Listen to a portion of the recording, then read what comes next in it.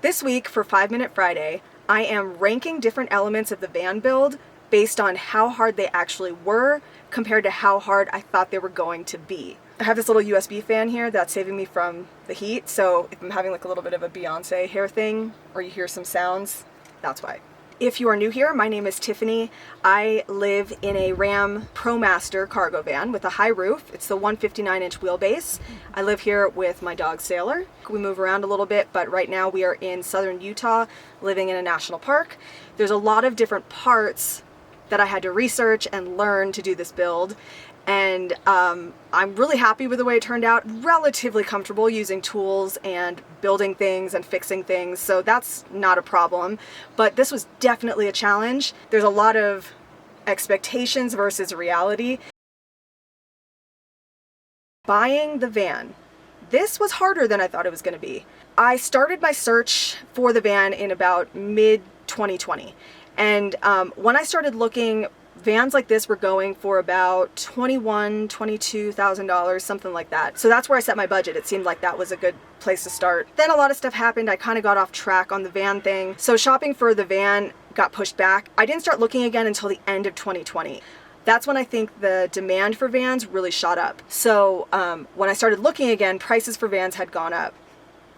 Wow.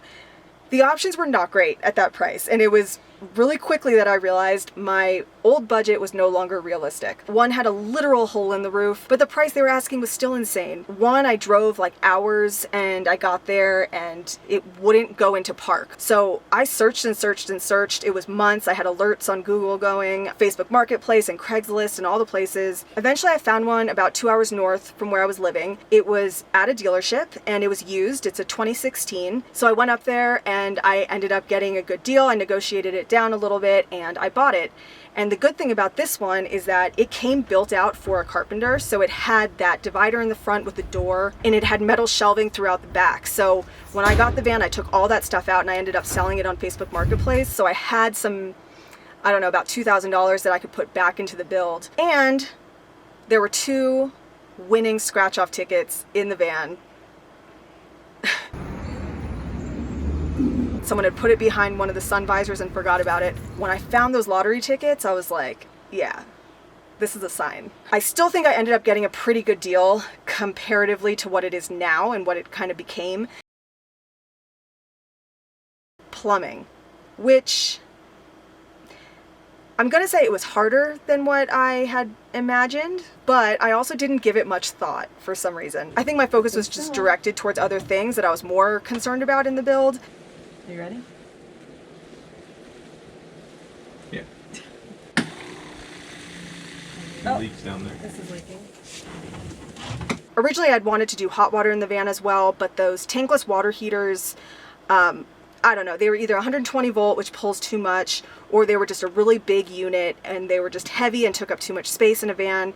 To do that new like plumbing Apex or whatever it's called, you need this tool that's about $100, and I was like towards the end of the build and I was sick of spending money, and I did not feel like spending $100 on another tool that I was going to use for one project and one project only. Kind of in a rush and kind of running out of time, I just decided to do cold water in the van, and then I ended up getting this tankless water heater just for a shower in the back, and that pretty much was my plumbing system. Luckily, my brother, who is an engineer, has done some stuff with plumbing like in bigger operations, so he understands how plumbing works. So luckily he took control of that part of the project. It works, it's fine. I do kind of wish I would have put hot water in, but I can always add that later. So yeah, plumbing was both harder and the same and nothing as compared to what I thought it was going to be. Next up is the puck lighting that I put in the van. The actual wiring of the lights, I'm going to go ahead and say it was easier than I thought. Once I dove in on installing the lights, I did a little bit of research on it and I figured out how to do it. And it actually ended up being easier and more satisfying than I expected it to be. Wow!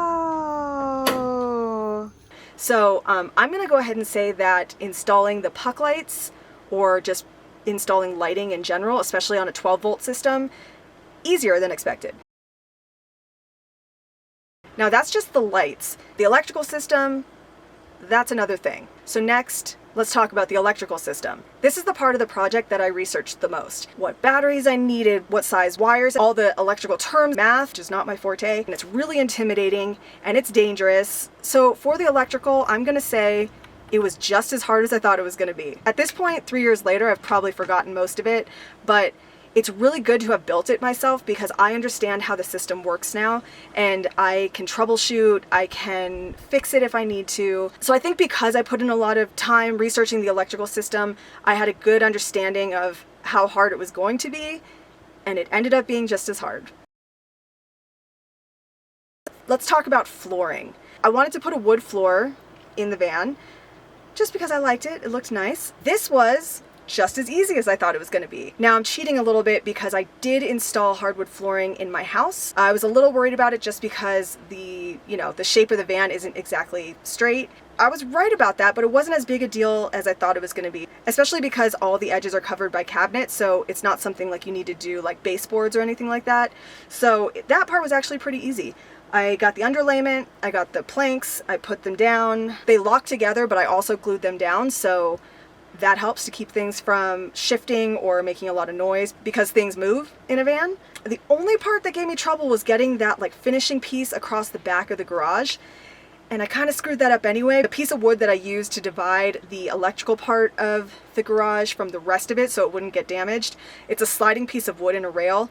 And once I got that finishing piece back in the garage, like to finish off the end of the wood back there, that wood piece doesn't slide out anymore because it hits the edge. So, well, it got really bright. So I guess I can say it was easier than I thought it was going to be, but it still wasn't easy.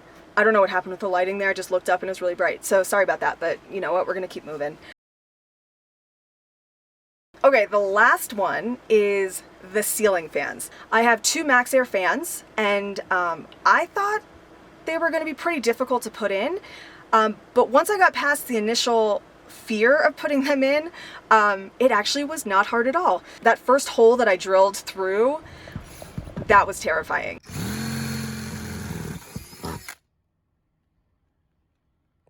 I made a hole in the roof. It's like you spend all this money on this vehicle, it's your car, it's also your house, and you just drilled a hole in the roof. It's just terrifying, like it's just a scary thing to do. But once you make that first hole and then you start cutting with the jigsaw, it's really not that bad. And then it's just a matter of layering up the pieces that have to go together, screwing them in place, sealing it off so it doesn't leak. So I thought it was gonna be a little harder than it actually was. So I'm gonna go ahead and say this was easier. Anyway, that's about it.